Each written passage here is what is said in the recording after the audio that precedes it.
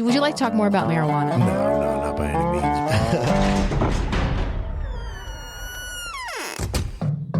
Open up, Colorado. It's 420. Time to grind and burn. This is not your son's stoner show.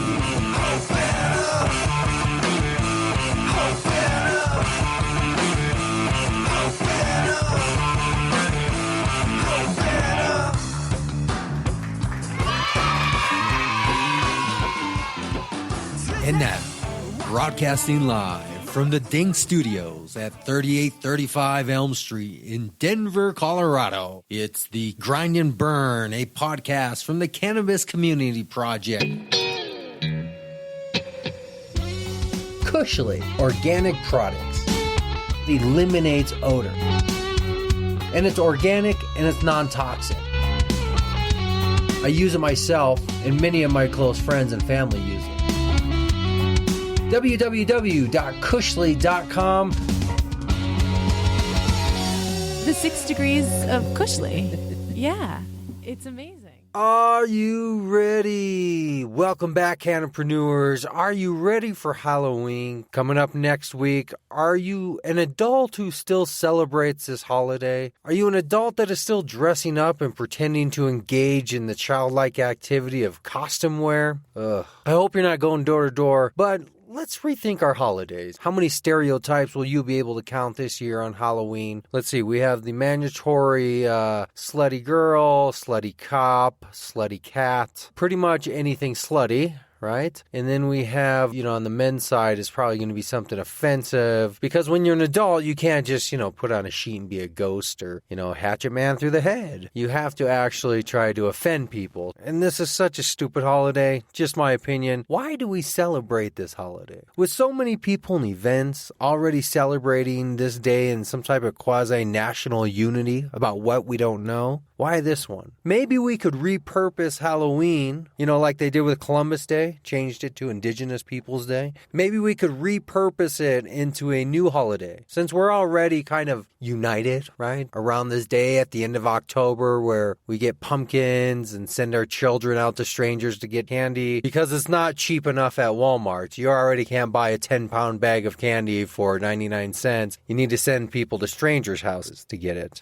What day could it be? Now I'm going to assume you're already jumping to the most obvious jokes of Stoner Day, 420 Day, blah, blah, blah. But seriously, what day could we unite on a national level in the middle of fall as we're transitioning into winter? What could we repurpose Halloween for to actually make it a day worth recognizing every year? Now that would be a paradigm shift, right? Hey, speaking of changing how we think, let's talk about the idea of something that's, I found out this week to be somewhat controversial. Controversial.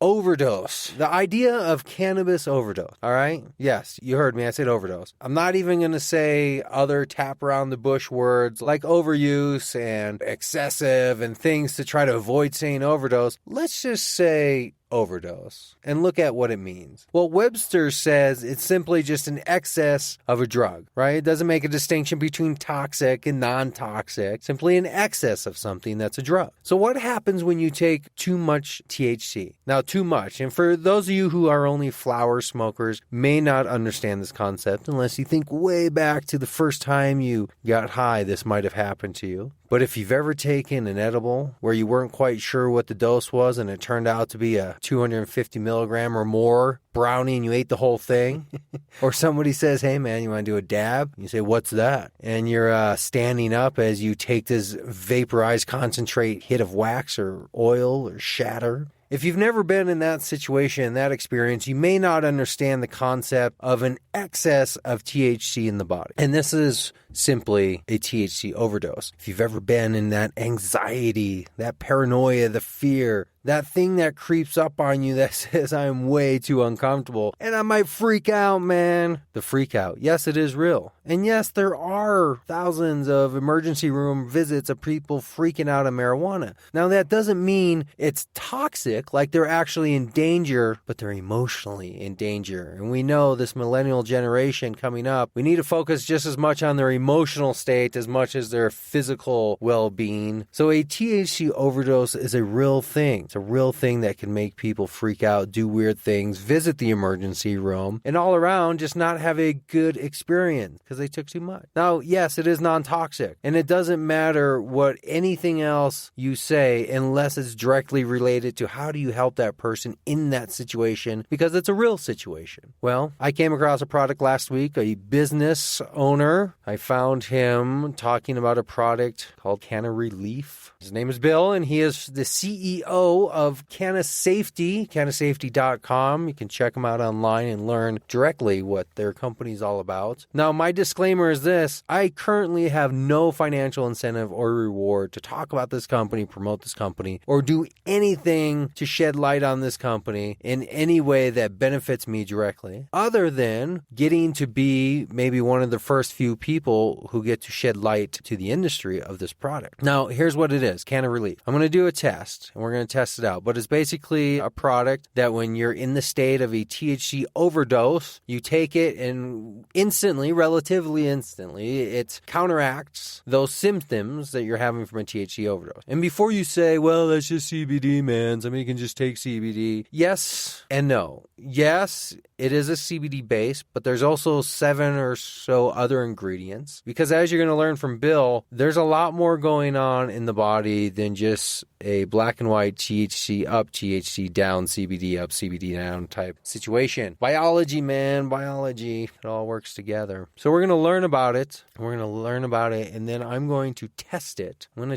So before I accept any type of financial incentive or reward or anything from talking about this product, I'm going to do a mass test. And this is what I need. I need you, my audience, to help me out, because I'm going to need a big group of people. I'm not sure how big, but 50 plus people, maybe 400, maybe 420 people, to do a mass experiment where we get a whole bunch of dispensaries and people to produce edibles and dabs in high concentrates, specifically for the purpose of finding those with low to no tolerances, maybe even newbies, to intentionally overindulge, overconsume in a high amount of THC, thus inducing a THC overdose, where the people are uncomfortable, they're ready to freak out, they're asking for help, they're clearly in signs of distress.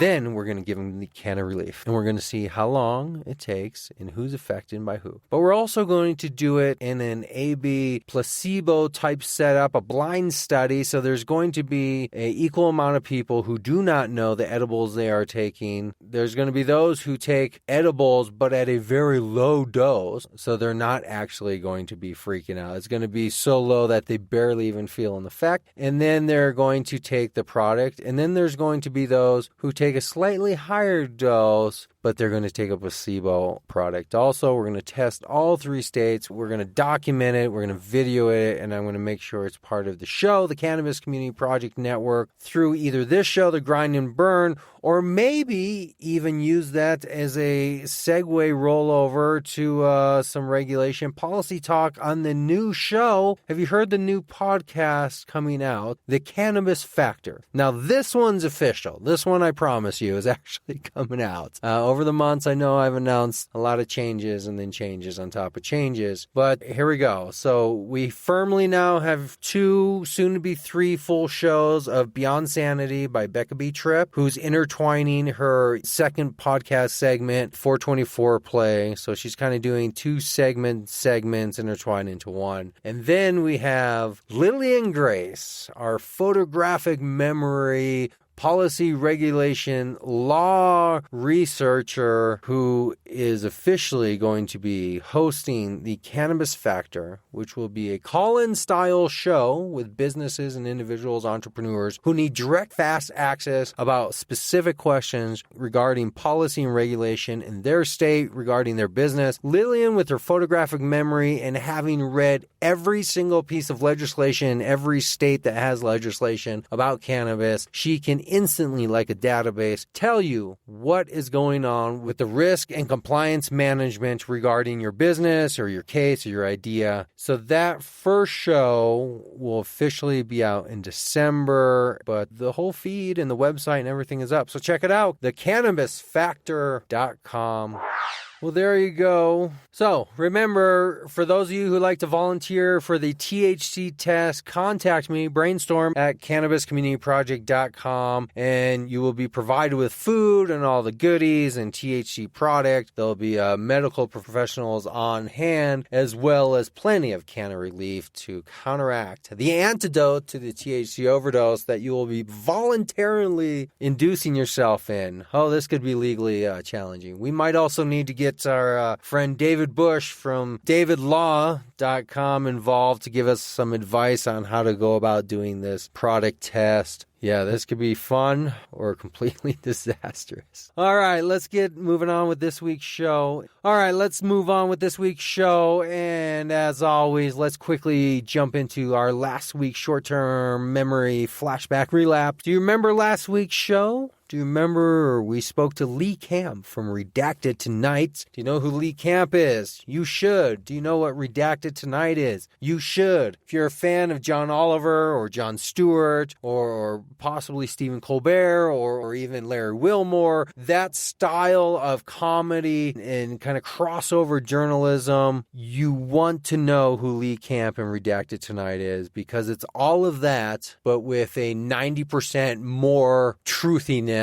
than all of those other guys who are kind of, towing the line of corporate media. They're trying not to lose sponsors, and they're trying to make a little bit of money, and they're trying to become popular. So there's a slightly different angle in what separates them. And Lee Camp is up and coming, and he's a real guy. I met him in person. He was cool. He gave me a comp ticket to go out and see his stand-up comedy when he came to Denver. Afterwards, he hung out with a small group of people at the bar and had drinks and chatted. And you know how I know he's a real guy? And this is not just being egotistical, but he laughed at my jokes. And not that they're high-class jokes or good jokes, but he laughed at them in a genuine way. You know how some of those people feel like they're the professional comedian? They're the only ones who can be funny in the room type deal? He was a real guy. I asked him questions, real questions, personal questions. We chatted amongst other people hanging out, and we had fun. And, and we took down some whiskeys. So I hope to talk to him more in the future. Listen to a couple minutes right now from that show, and then go back to that show if you didn't hear it. Like, share, comment, and then we'll move into this week's show with Bill from CannaSafety. Here we go, Cannapreneurs. Grind and burn.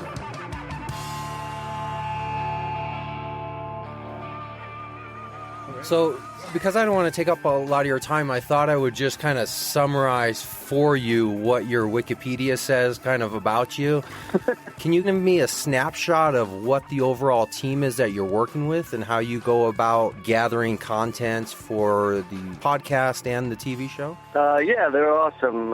John F. O'Donnell, who you see on the show, Naomi Caravani, and Philip Chang. We've had other correspondents who have come and gone, Carlos Delgado, Abby Feldman, Sam Sachs. But for the most part, with the exception of Sam Sachs, no one comes from a journalism background. We all come from a comedy background. I'm the head writer and the host of the show and pretty much write everything I say. And then the other correspondents write and research what they say. So the podcast is now just the audio of the 2 episodes of Redacted Tonight. So my thought process is not like what's the biggest network I can ever be at, because most of the big networks have they make you toe a very specific line. I mean, you can look at just the amount of coverage that, let's say, third parties get, which is almost none, or the amount of coverage that even Bernie Sanders got.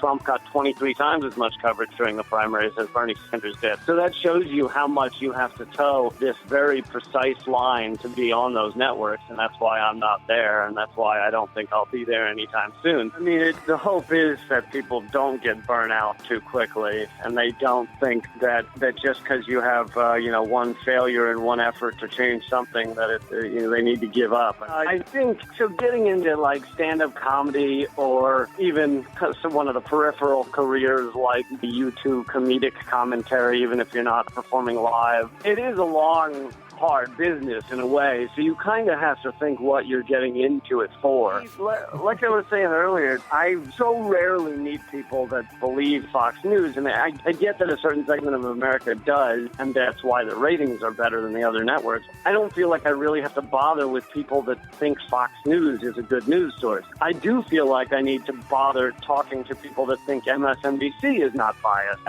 Man, your show cracks me up. I love everything about it. I learn, I laugh, and I don't miss it every week. And I recommend everybody watch it. It's on YouTube under Redacted Tonight. They can also find you personally, Twitter, Lee Camp, Facebook, Lee Camp Comedian.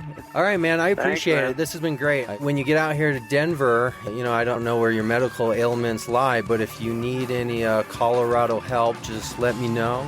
Cool, man. Best of luck to you. I look forward to seeing you. Thank you very much. You have a great afternoon and a great weekend. All right, later. Bye.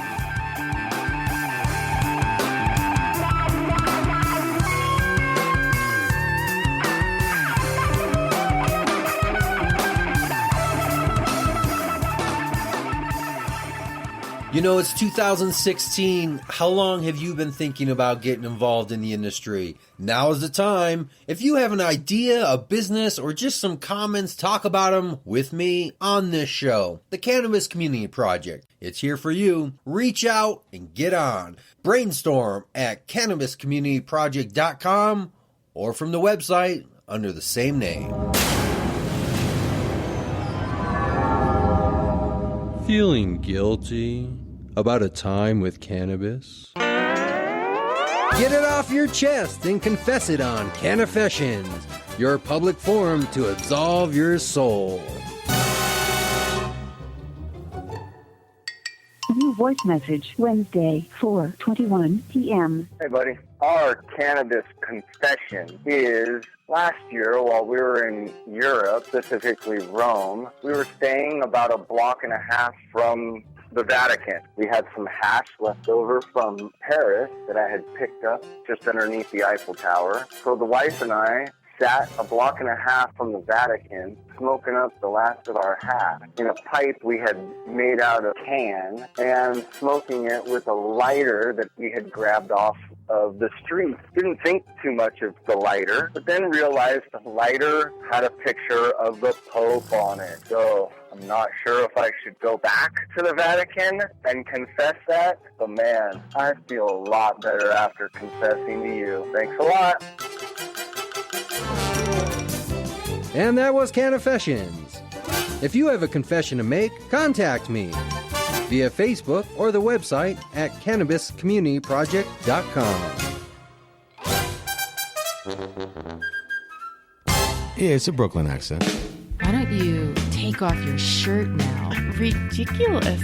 And she's like, oh, yeah, it's hot.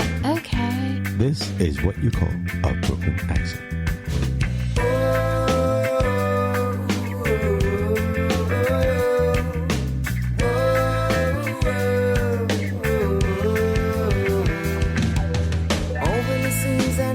The dry land, floating over deserts as I'm looking at the sand, feeling the compression of the weather growing cold, empty at the clip, time to reload, drop it back in, cause you're bound to win, it's just a killing for a sterling, but it's all the same. But you're a soldier marching through the night, this may be the last of your final sight. Many, many, many, bye.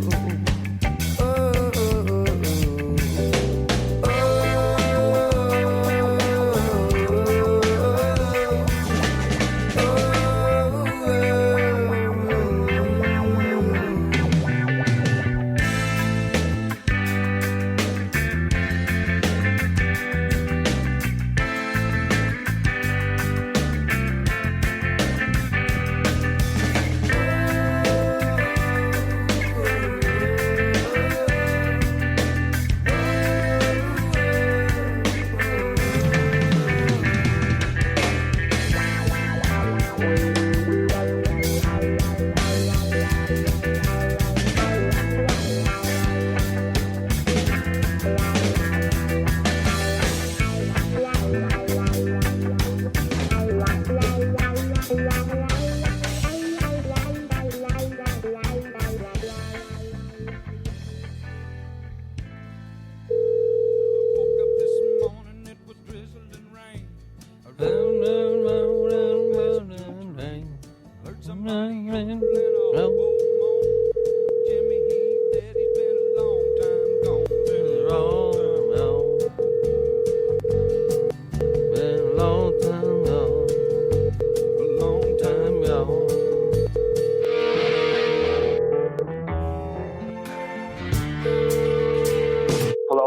Hey, Bill? Yeah. Hey, Bill, this is out here in Denver, Colorado with the Cannabis Community Project. How are you? Good, I'm doing good, man. I'm glad we were able to meet up. Had a big show down in Las Vegas. It actually worked out perfect. Yeah, that's what you were saying. I'm So- interested in hearing about that. Excellent. Well, I can hear you clearly. I'm sitting in studio with a co-host and friend of mine, Becca B-Trip, who sits in on shows with me. She is a manager at a local dispensary here in town and also has a wellness business and does some podcasting. Perfect. Yeah, my name's Bill Roulet, and I'm the CEO of CannaSafety. We have a line of products that are meant for safe use of cannabis. Our products work exceptionally well, very fast, and are reasonably priced. We're available worldwide. We have distributors in Amsterdam, distribution in Canada, and the United States. And we're very excited to talk about this product and hit the road and be on shows like this so that people can learn that there is something that you can do when you consume too much cannabis as opposed to just going to the hospital and getting an IV. Just take our drink, and usually within about 20 to 30 minutes, you'll be feeling back to normal. You get down on the couch and engage in whatever it is you were doing. So the first thing I want to jump into is to clarify the word of safety, because originally when I found your profile on LinkedIn, the first thing that came to mind was safety in the sense of security services. Let's first start out by just clarifying and defining exactly what CannaSafety is in the core product of what you're offering or service. No, that's a good question because I could see how people could say that. It is for people who overconsume cannabis. Our product has actually three prongs in the fact that for medical users, if you take Canna Relief before you consume the edibles, it will block the transceivers in your brain to not allow the THC to go through, so that you'll be able to then consume the amounts of THC to handle whatever affliction that you're taking the THC for. Then the second one would be is if you've just used it for either medical or recreational and you've gone what we like to call over the red line to where you get the paranoia, anxiety, and even to the point of throwing up in the bathroom, that if you take our product, it is a safety net that, like I said, the responses we've got back from our users speak for themselves. Our product works amazing and it works very quickly. Is this the equivalent to the product that is sold for alcohol, where if you take it before you go out drinking, it helps absorbs the sugars and things in alcohol so you don't wake up with a hangover the next day? Is it a similar concept type product? I would tell you it's a similar concept. It's my belief that most of those hangover remedies and all that, they're just caffeine, sugar. Compare the two, it's really like comparing apples and oranges. The idea is the same, if that makes sense. Yeah, what I think I heard, which I was like, I want to say something about that because that's a great point to clarify, is some people need the THC component, right? That's something they need for their pain relief, but they don't need the euphoria or the high associated that some people are looking for. So this is something that they can take for the amount of THC that they need, but take away the high feeling that they don't want. One of the most exciting things to let you know what drives us to do this. About 2 weeks ago, I actually got a call from a gal. She didn't receive the product in a timely fashion, and I take great pride in that. So I called her up and told her that I would personally see to it that her product went out, and I gave her extra product for her inconvenience. I've got to tell you, the next week she called me, and she was actually crying on the telephone, and I thought, oh my God, what's happened? Mr. Brulé, I want to thank you. You've given me our lives back. And I said, well, what do you mean? And she says, my husband was taking the Rick Simpson oil, and he gave up. He said he couldn't stand the paranoia. It was just making him go crazy, and that he was actually in bed and told her that he was not going to go on anymore with the procedure. She said that she gave him our product on a Wednesday. On Friday, he was up walking around, and on Monday, they were actually going to take a vacation, and she was crying on the telephone to me, telling me that it was just miraculous. Wow. Nice. That's amazing. Is this a product that falls under the health category of products and items? Is this specifically a health-oriented product? That's where it would be in your local grocery stores and things like that. We don't make any medical claims, so there's no FDA type approval. What is the core ingredient that's being used? There are 7 ingredients into it that all formulate to make this work. CBD is one of the ingredients that is in there, but like I said, it's not a CBD product. It is a product that has CBD as an ingredient in it. Yeah, and I think for me, I'm a newbie to cannabis. So what I'm hearing from you is just eye-opening to me because I have a person that I was working with her cannabis use. She has Lyme's disease. And, the more research, her and I were both doing talking is the THC. She needs the THC. Sometimes it's a negative effect to people, like you said, the paranoia that comes along with it, even though that's what her body needs. And so I think, and you also brought up the Rick Simpson oil, the people that, the Rick Simpsons that he cured himself with cancer. But let's think about how cannabis acts differently with each person. And so, yes, this might be my cure, but I can't even get through the process because he was so paranoid. Well, is he able to finish the process because he has your product now? So he's able to take his medicine, get the dosage he needs to heal, and still function in the world. That's exactly right, and he just couldn't do it. The paranoia for him was so bad that he gave up. So that's why I'm just so proud of our product that it answers that. We just had another gal here. The exciting news just keeps coming of unbelievable. I got a call from a gal. She actually bought an entire case up from us, 144 bottles. And about 6 weeks later, she went online. She bought another case. And, of course, I wanted to call her to find out, why she was buying so much and if there was anything we could do for her. And she said that her daughter was having seizures all the time and that it just affected her life so much that she couldn't even go to public school. And she, again, gave her the CannaSafety product. She's been taking it every day and said that it's just changed her life unbelievably and wanted to thank me. And so we talked with them and we got them some huge discounts because we're about the community too. I mean, we're a for-profit corporation, but we care about people. And for a person to have to take a product on a daily basis, they should be looked after. And that's what we really try to do here at CannaSafety is help people. Is this a product that is proprietary, that's being held under a trade secret or patent of some sort? Yes, it is. We have a patent pending right now, and we haven't heard anything to the contrary, but it's been in for over a year now, and we're expecting approval any day. So you've gone past the provisional stage, and you're in the full application for the patent? That is correct. Excellent. Well, I hope that comes through. One more cannabis-related product on the market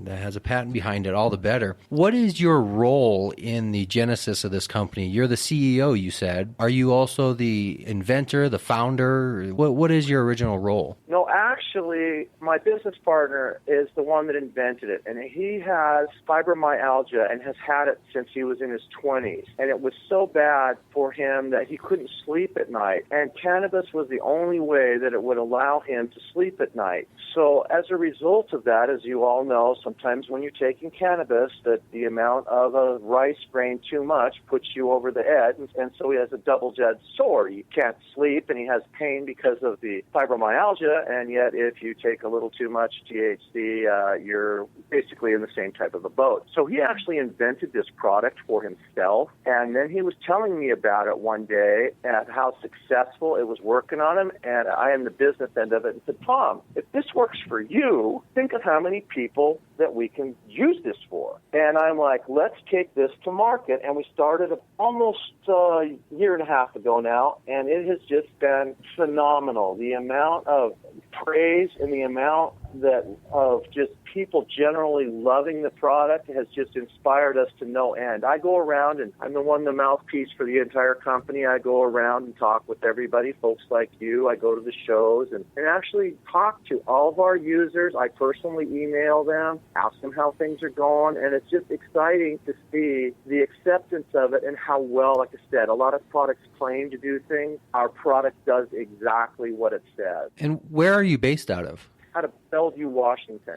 Are you a national company? Are you focusing regionally on the Northwest until you spread out? What is your overall? No, actually, international company. We actually have agreements now, like I said, for Europe, for all of Canada, and the United States. So we are selling product right now worldwide. It's like I said, Canna Relief is the first product in our family of products. We have 2 other products that will be out probably by the first quarter of 2017, and we're going to hopefully be the Coca-Cola of the safety industry in the cannabis industry. Can you find them in dispensaries in Washington, or how are people able to get the product now? Great question, and I'm going to tell you, this is a part that just is very interesting when it comes to the legal minds that run our government and our country. We can sell this product virtually everywhere in the world except in dispensaries in Washington. It is unbelievable that the only safety product out there in the world cannot be sold in recreational stores in Washington because the law dictates in Washington that in order to be sold, it has to be paraphernalia, pipes and glass, and the product have to carry THC, so they can't even sell a bottle of water in those stores. Wow. I think Colorado has some similars. Yeah. Similars? Is that a word? Similar things as well. Similar. Provisions as well. Certain things can be sold on the rec side. I think certain things on the medical side, and then it has to just be like in a regular shop, like it can be in a Whole Foods or a Vitamin Cottage or something. Well, this is really one of the times where regulation can't foresee everything that's going to happen in the market. So it has to be set up in such a way where the market can still freely function and be flexible around the regulations so the end goal is still met, which is helping medical patients thrive in a medical, medicinal marijuana industry. If something is set up as a barrier that's doing the contrary to that, then we have to get involved, legislation-wise or protest or something else. Maybe you need to change and come to Colorado.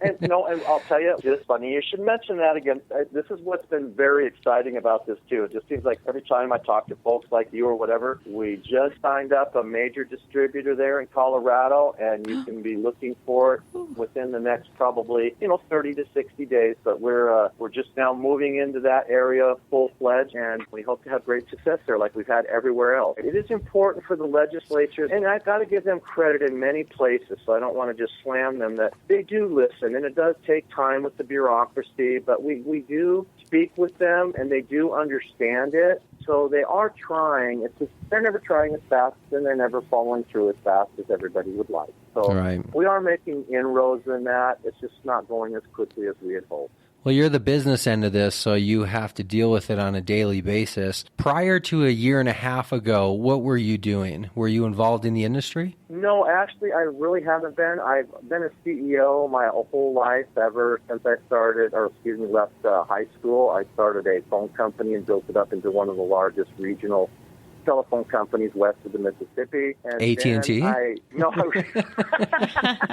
No, more successful one than that. But anyway, went off in another endeavor, was a CEO of that, got up into a multi-million-dollar corporation. And then when Tom brought this to me, I got to tell you, I was very much a newbie, and I very much was neutral. I didn't really have an opinion on pot. And then I started really reading up on it and really understanding how it works with your body, with your brain, your mind. And I'm like, you know what? Somebody's pulled the wool over the citizens of the world on this for way too long. And people need to really start opening their eyes up and realize that the pharmaceutical companies, we won't point fingers, but have had a monopoly far too long on health in this country, and we need to really start looking at alternative ways that don't have so many side effects. Oh, I second everything you've just said, 100%. I feel the same way. I feel lied to, and that I've been kept in an unhealthy state, listening to the government. I hate to say government. I'm so glad to hear you say that. I hate to say government. I'm the only one who watches the shows and hears the side effects that are like, as long as my arm in typed print, and go, my gosh, whatever you have, have it.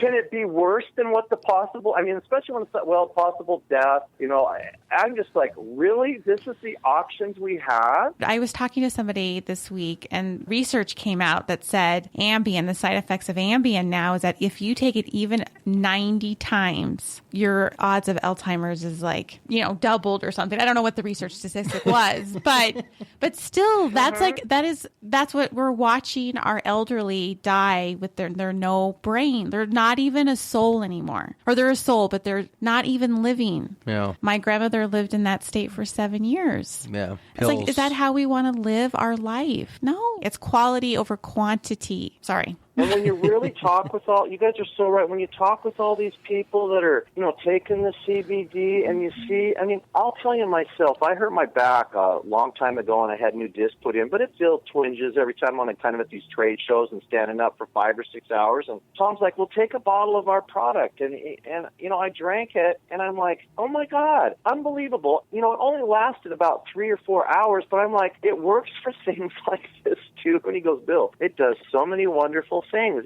It's truly amazing. And I really wish that more people like you guys would put these shows on so that the American public would learn that it is not an evil substance. Yeah, because you can feel, and I tell people when I talk to them about their cannabis use, because usually one of the very first things I recommend when I talk to people is I ask how their sleep is, because that's like one of the easiest places to start, because we're not sleeping well as a society. But I always tell people, you know, start with half of the serving, usually 5 milligrams, and take it about an hour prior to bedtime. And I ask them about what time they go to bed and what time they're getting up, because they could potentially have a THC hangover the next morning where they feel a little tired, lethargic. And I tell people, you know, just get up, go out in the brisk air, do a quick 15-minute walk, some water, and you'll feel like you had a cup of coffee and you're ready to roll for the day because you slept so good. That's edible taking, though. That's an edible right. taking. Yeah. Sorry, I should have clarified edible. Right. And that's correct. And that's the one thing that people do have to understand. And I think that you guys can appreciate this. When it comes to dispensaries, they're like, you know, one of the only thing we've heard is, why would we want to carry a product? This is anti what we're doing. I'm like, guys, it's not. I go, think of it as a business. People come in here. It's the THC levels and some of the strains are so powerful.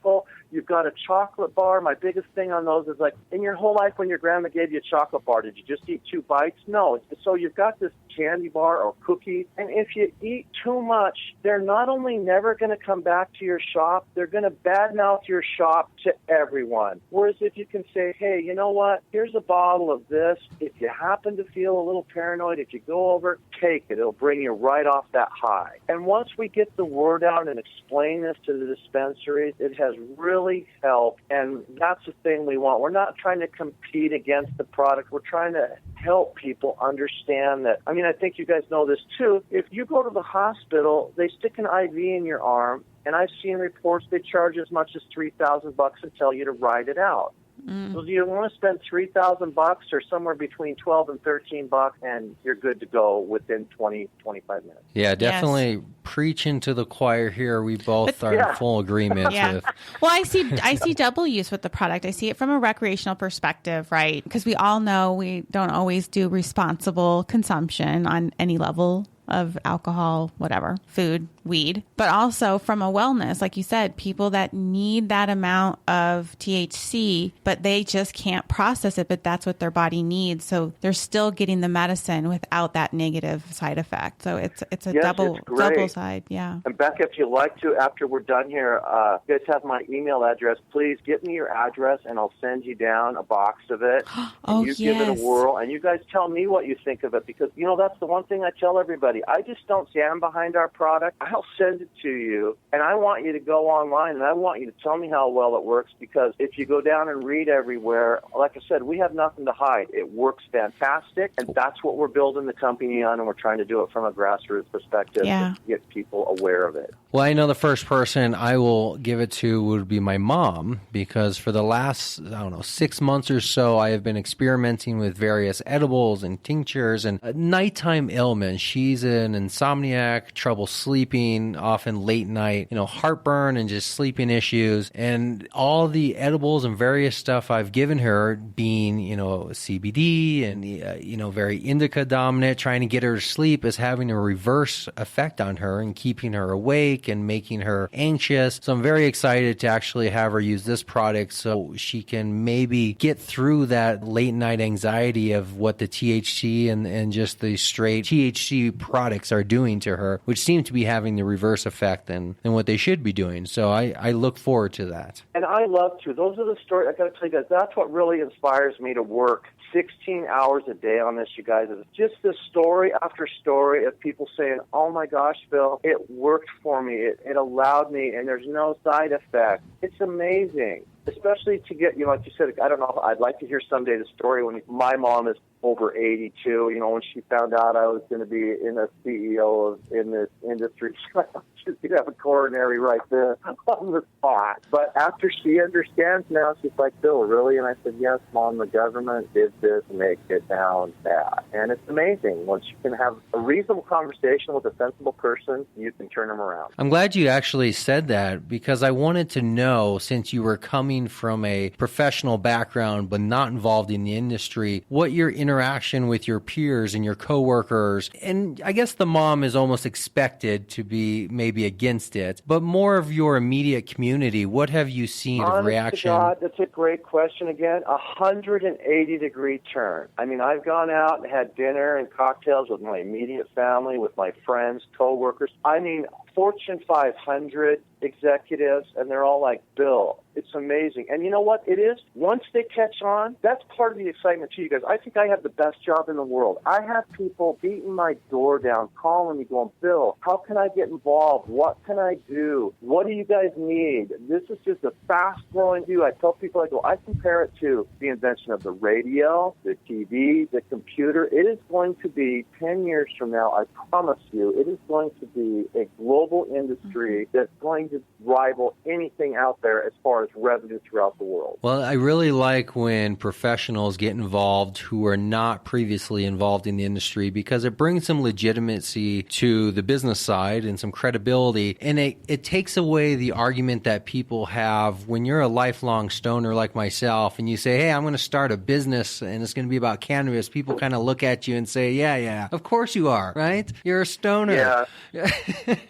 But when somebody who isn't coming from that background says they want to start a business, it really makes people stop and go, oh, well, okay, well, what kind of business are you starting? How are you going about this? What's your motivation? Right. Those are very good points, because, and that's kind of what's, from our standpoint, that's what's kind of kept a lot of people out, because there are a lot of stoners out there, and when you're talking about business people wanting to invest millions of dollars in business, and they have the audacity to come to these meetings stoned, and that's kind of what gives it a bad name. But there are a lot of good people out there in the industry, just like in anything else, and you have to look past that. And part of the problem is, too, a lot of guys that run the dispensaries, I mean, no offense, again, I'm never trying to offend anybody, but they're not true business people. I mean, you got to market.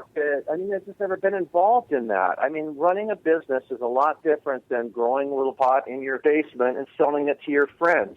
There's a lot more to it. There's definitely been a learning curve and I would say an advancement in the overall industry. Here in Denver, I can remember, 5-6 years ago, 2012, watching these little businesses pop up, the mom and pop, the growers, the caretaker system, when that was big. That's how it first came about. Everybody wanted to be a caretaker, and that was the business. So you were in business by nature of being a caretaker, which just meant you were a grower. Over the last 5+ years, it's really developed into small mom and pops growing into medium-sized 20, 30 people companies. And now we have companies like LiveWell, that have hundreds of employees, and they're all over the place, and they have hundreds of licenses, and they're dealing in multi-millions of dollars, and they have compliance that stacks up next to almost any other corporation. confession. So it's changing and it's coming about, but there has to be somewhere in the middle where those who were previously not business people still have the opportunity to become business people. We can't lock them out, but we have to somehow get people to find where that path is to make themselves business people. Tell you what, not knock them out, just help them. I've got to tell you, we work with so many people in Oregon, so many fine growers in Oregon, Washington, just the nicest people. And even though we're in the same business, we're in different categories and we don't really profit share either way with each other. And I have met some of the most wonderful people. I can't tell you, like I said, I would do my job for free. I love it that much. It's about helping people. It's about learning. It's about having compassion. It's about understanding. I just think it's time that business people really look at businesses this way as opposed to just being greedy capitalists and worrying about the bottom line. I accept your offer. Can you start Monday morning? Yeah. Actually, I want to tell you, I did work. I loved it so much. I did work for almost an entire year with no pay because I love it that much. Great. If you can pay for your own transportation, work starts at 8 o'clock Monday. No problem. I don't know how I sound on the radio, though. It might not work so well. I think you sound great. I could talk to you all day. Thank you. You have information, you have experience, you have a desire to do something, you have all the elements that are there to make success happen. What do you feel like is holding you back? If you had a magic wand and you could eliminate one thing to make this business happen, what do you think is holding us back in the industry? Is it government? You are so good at your job. I got to tell you, these are answers that are so easy. They're just coming to mind. It is a multi-million-dollar advertising budget to make people aware on a grander scale. That is it. That is all I would require. So how do we get that? Crowdfund? Well, we're working on that right now. I think you'll be seeing, again, we have assembled and such an impressive team that we have got the answers for that, and we're very excited about that. I can't really talk about it right now, but you will be seeing it. How much of your own do you vest into this industry? Do you open the wallet, or do you still take a third party, more of a traditional kind of keep your own money out of the game until you see what happens? I want to tell you, I believed, and I'll be the first to tell you, I believed in this with my whole heart, and I poured every asset I have into it. I know this will not fail. If it does, I'll be coming to you for that job just to eat. I have put every cent of my life and every asset I have into this company. That's what people need to hear, right? Because they want to follow somebody. Yeah, and it's the passion. If you only have your word in this life, that's it.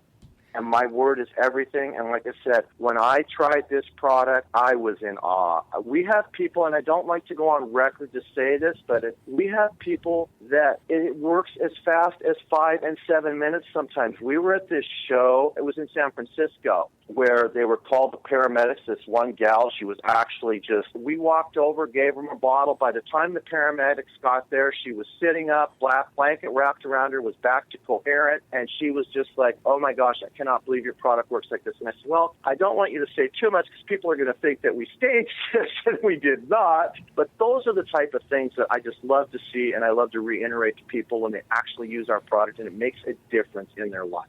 Because the other thing that people really need to know that I like to touch on, too, is you guys have friends, I have friends, everybody has friends and acquaintances. And anymore with the legalization, you have your children going over to people's homes who might not be as safety conscious as you and I are. And what happens when your 9-year-old sees that chocolate chip cookie and devours it? That's another huge avenue we're trying to tell people is that this should be a staple, just like Ipecac and Band-Aids, and every home, just from that potential possibility. Just like that, I don't know if you guys heard that the 911 call from those police officer and his wife. Yeah. They ate the brownies. Yeah. Okay, I hate to laugh about it, but first off, they stole the whatever, anyway. And I'm like, oh my God, they thought they were dying. Those are adults. So what happens when your children do this?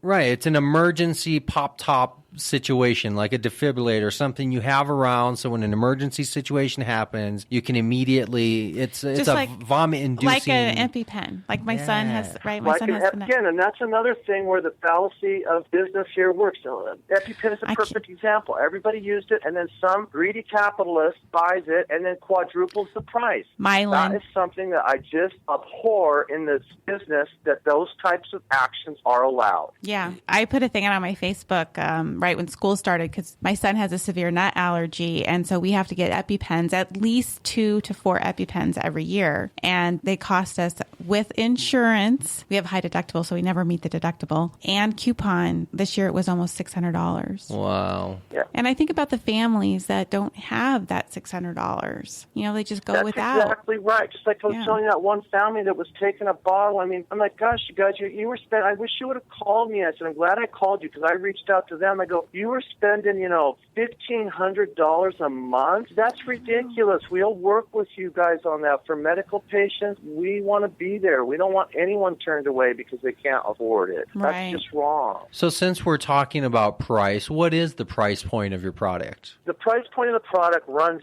anywhere from $12.95 to $17. Again, dispensaries, you know how they operate. Yeah, their markup. Just like, take the markup and double the price. We really try to push it that the suggested retail price is $12.95, but again, there's no price controls and we don't price fix. So okay, I'm not trying to put you on the spot, but well, I just think for me, I can recommend this to people that I need that product that I can recommend that works, like you say, and I can't wait to have it in my house because I have kids. So for me, if anything, at this moment, I know I can at least drive traffic to your website for people to buy or to research. And it makes me so glad to hear you say that, because one of our very first clients was up in Canada, and she actually runs a consulting firm for people who have cancer, and they give a bottle to each person that comes in, and she's been one of our strongest advocates, and she's like, Bill, my clients come in, they try your product, they absolutely love it. She buys just an immense amount from us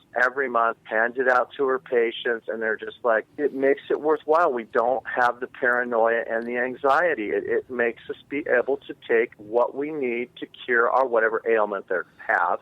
And it's just nice to hear people talk so great about your products that don't have side effects. Oh, I love that. That's like music to my ears. If anything, it's making you better. It's healing you. Do you have a target person that you're going after, or like a doctor or somebody that you feel like if you could get your product in their hands, they would be the influencer, the catalyst that spreads your product to the end user? There isn't, but when I read about Sanjay Gupta and everything that he has, if we could get someone like him to really, again, try the product first, that's what I tell people, and then, be an advocate to say that there is out there. I mean, we have a safety product. We want to spread that word, and we have to get to the right people, and shows like yours are a perfect example of target audiences, because one really cool thing, and I know that you guys know about this, it's so cool, is really it is a small community, and if we can just get it to go viral just a little bit to where people are talking about it, boom, it's out there. Once word gets out and people find out, then my job's pretty much done with that. So that's all we're really trying to kick off here, is a grassroots.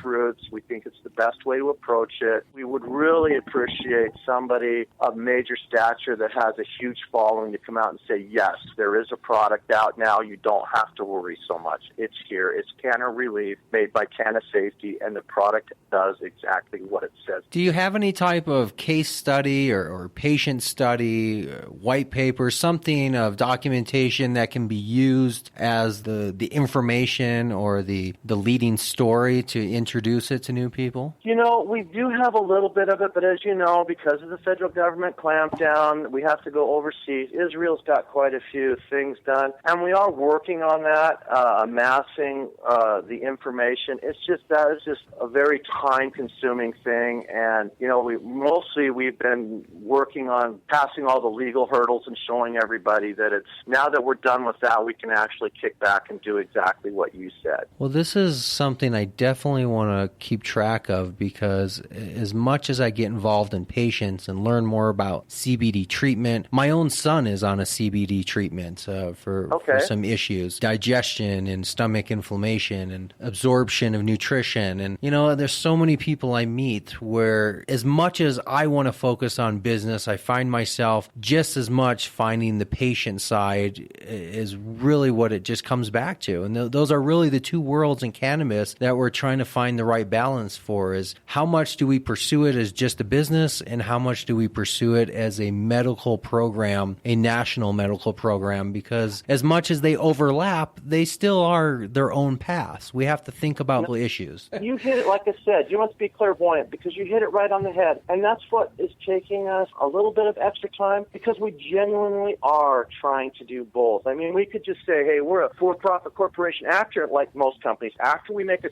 ton of money, then we'll be these benevolent people and we'll do all this stuff. No, we want to do it and build it as we go. So basically what I told you is what we're really trying to do is set up a line for medical patients and then a line for recreational users. And that's what we're very diligently trying to do. The recreational responsible usage. Yes. And safety if you are a consumer. One of the exciting things I will tell you without mentioning any names is we have been talking to multiple big box store chains, and the reception that we have received has absolutely floored me and surprised me. It is one step below open arms. We are being catapulted up to the buyers at a rate that I have never seen in my 40 years of being a CEO. What is the next 3-year goal? Not an end goal, not an exit strategy, just in 3 years from now, where do you see this developing into? Again, you're so good at this. We want to be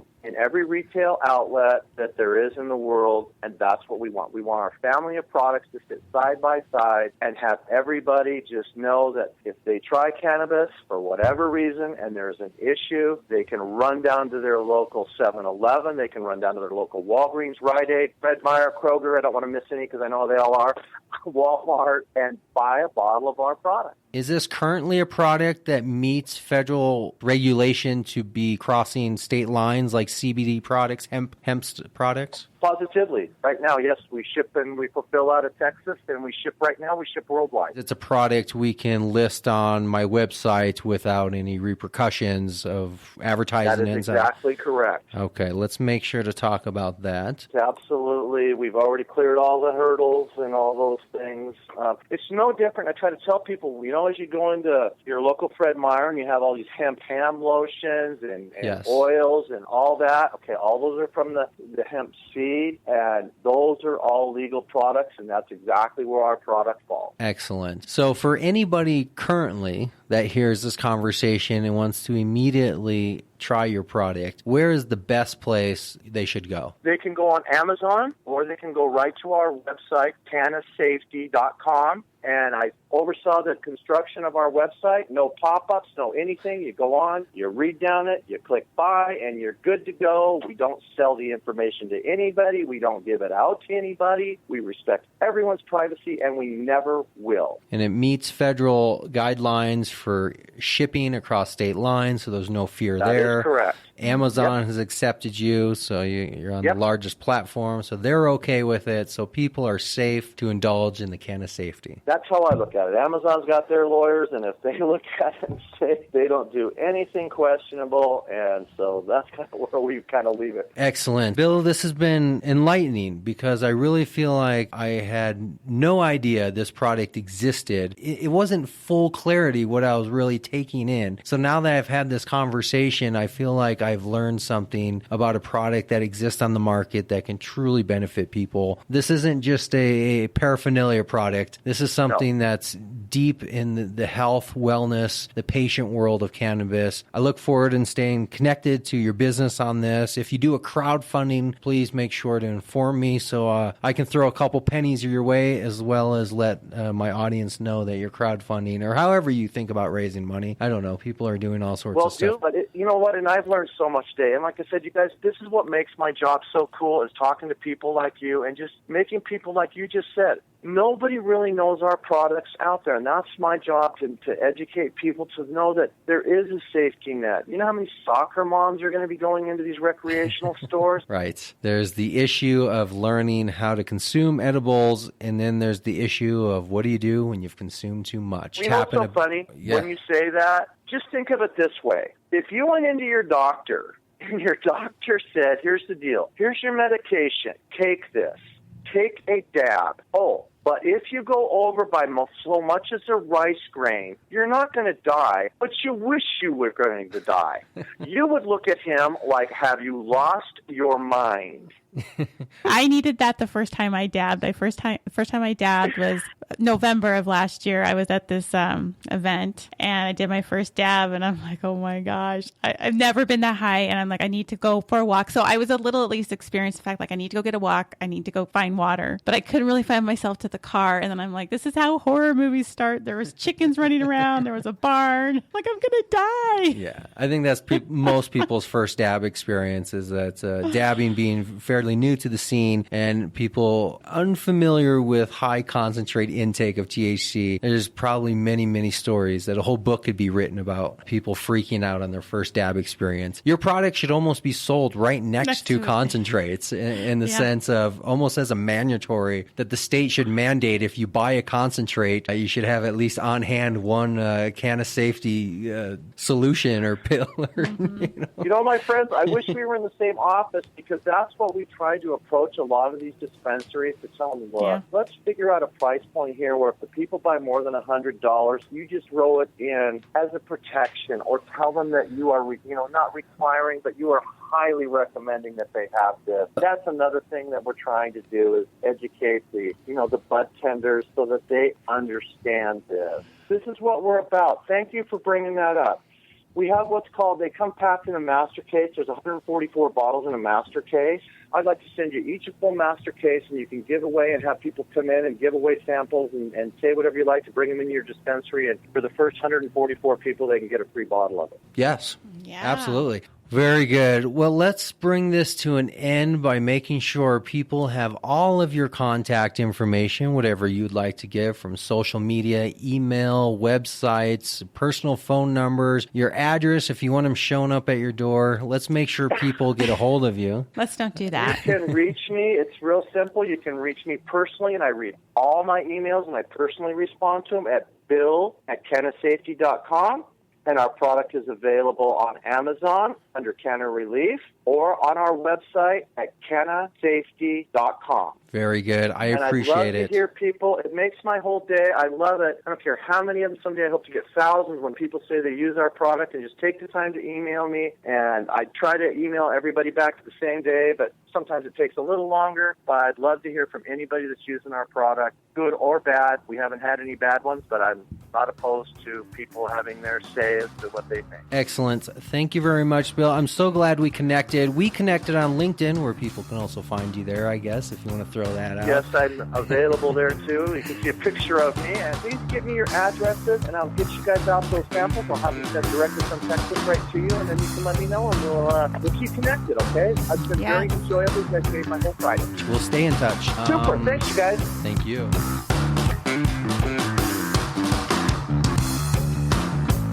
There you have it, Cannapreneurs. That's all I have for you this week, but make sure to stay in touch with us. Stay with us on social media, Facebook, LinkedIn, Google+, Twitter, all the networks out there, even Mass Roots and YouTube. Make sure to follow us every week right here. Leave your comments, give us your feedback, be on the show. We want to see you every week. This is your community, so make sure to come back. We'll see you next week.